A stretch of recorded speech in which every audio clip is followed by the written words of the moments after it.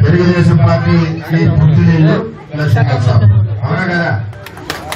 ఎప్పటి నుంచి కూడా ఎప్పుడు 400-500 తెలుగుదేశం పార్టీ మరి అటువంటి గ్రామంలో తెలుగుదేశం పార్టీతో పాటు జన సైనికులు బీజేపీ వారు అందరూ కలిసికట్టుగా 900 మెజార్టీ ఇచ్చారు.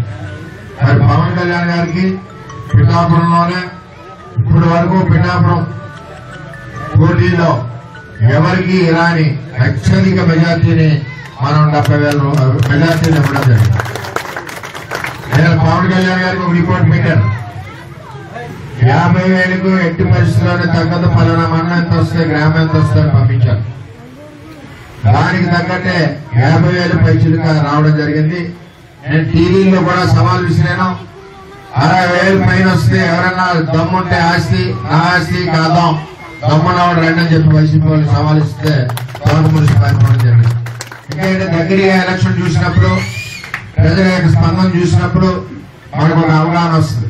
మన అవగాహన ప్రకారం ఎట్టి పరిస్థితుల్లో 60,000 తగ్గదని చెప్పి మనకు తెలుసు. ఆ విధంగానే మనం చెప్పడం జరిగింది. అంటే చాలా మంది వైసీపీ వాళ్ళు గెలవదు, టైట్ గా ఉంది అని చెప్పేవారు. దానికే నేను సవాల్ విసరడం జరిగింది. ఏదైతే చంద్రబాబు నాయుడు గారు పవన్ కళ్యాణ్ గారు ఒక మన ఓటు చేయకూడదని ఒక మాట ఇచ్చారో ఆ మాటని కార్యకర్తలందరూ కూడా శిరసావహించి ఓటు చేరడం వల్ల నష్టం ఏమవుతుందన్నది ఒక అవగాహన రావడం వల్లనే ఈ రోజు కూటమి అత్యధిక విజయం సాధించిందని చెప్పి తెలియజేస్తా ఉన్నాం. ఎవరికైనా పరిపాలన చేసేటప్పుడు గర్వం గాని అహంకారం గాని ఎదుట వాళ్ళని చిన్నపుచ్చడం గాని ఈ యొక్క విధానాలు ఉన్నప్పుడు ప్రజలు ఈ విధంగానే బుద్ధి చెప్తారని చెప్పి తెలియజేస్తా ఉన్నాం. ఎవరన్నా మరి అందరూ కూడా పవన్ కళ్యాణ్ గారు గేటు ముట్టుకోమని అసెంబ్లీ చూద్దామనేవారు. నేను ఆల్రెడీ అన్నాను గెలవక ముందే, చంద్రబాబు గేటు ముట్టుకోవడం కాదు, పిఠాపురాన్ని ఇచ్చి మెజార్టీతో 70,000 కిలోమీటర్ల స్పీడ్ తో వెళ్లి గేట్ తన్నుకుని అసెంబ్లీలో కూర్చుంటాడు మా పవన్ కళ్యాణ్.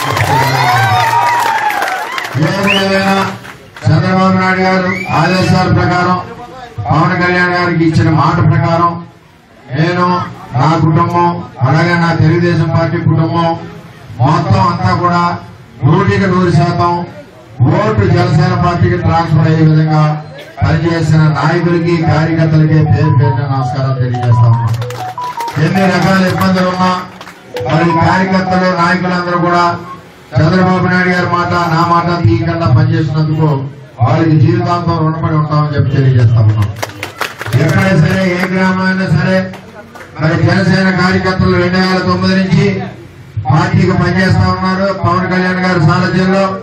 అటువంటి వారందరూ కూడా అదే విధంగా తెలుగుదేశం పార్టీ వాళ్ళు